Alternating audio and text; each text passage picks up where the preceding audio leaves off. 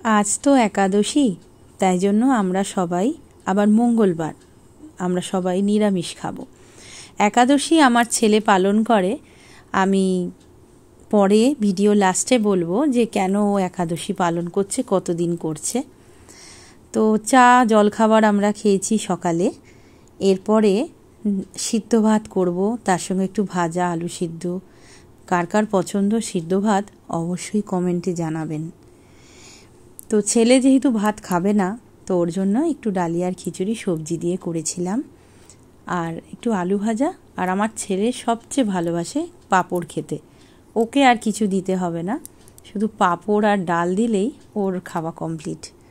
তো ওর স্পেশাল পছন্দের আজকে পাঁপড় ভাজাটাও করেছিলাম।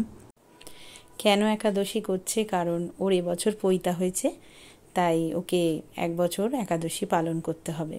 আপনারা সবাই ওকে অনেক অনেক আশীর্বাদ দেবেন যাতে ও নিষ্ঠা ভরে একাদশীটা পালন করতে পারে। তো এতটুকু ভিডিওটা আজকে এতটুকুই থাকলো। পরের ভিডিওতে আরও অনেক গল্প হবে। টাটা।